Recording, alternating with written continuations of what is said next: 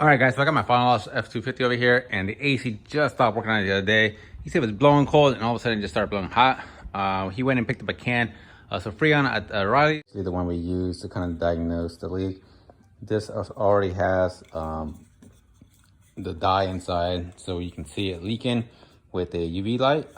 But yeah, this is pretty cool because it's got a gauge here. Once you hook it up, it'll tell you whether you're low or high. Once we hooked the bars, it was all the way to the bottom. If you hook it up and it's already automatically at the green, you definitely don't have a leak. You have something else wrong with your AC system. But yeah, this is low. You go ahead and charge it up till it gets filled, and you should start seeing a leak eventually. You have to use a UV light, but for us, the leak was so big that we could hear it. So this worked out really great for us. And we started charging it up, and we noticed we could hear a loud hissing noise.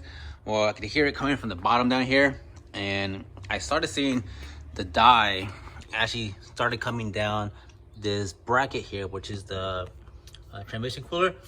And actually, if you can look down at the bottom right there where the transmission cooler is, it actually was touching the condenser. So it actually punctured a hole into the condenser. As you can see with that dark spot in the condenser, all the Freon was just leaking out of there. So somehow this condenser got pushed back into the transmission cooler.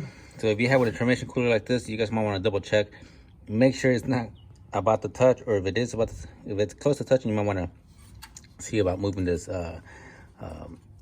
transmission cooler back before it punctures a hole in your condenser and you got no AC. He actually went to go pick one up at O'Reilly's. I think they had it there for like $120, so I'm about to pull it out. I just went ahead and took off that plastic cover that goes right here, and the condenser is right here, guys.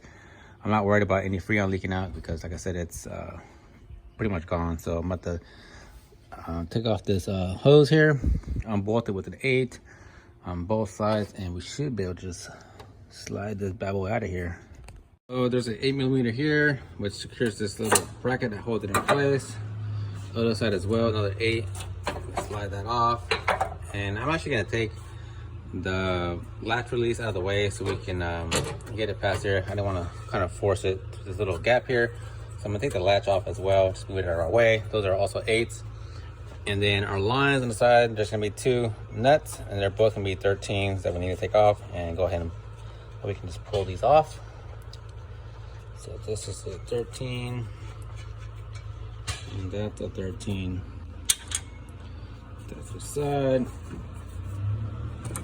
Take our lines off. There's that one. That is it. Now we can sneak this out of here.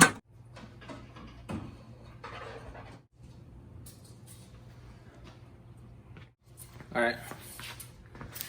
So that's where our transmission cooler was actually rubbing against the condenser and made a hole. So we need to fix that issue.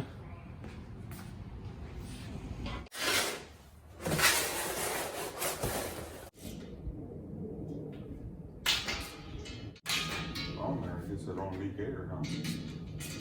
It's in there.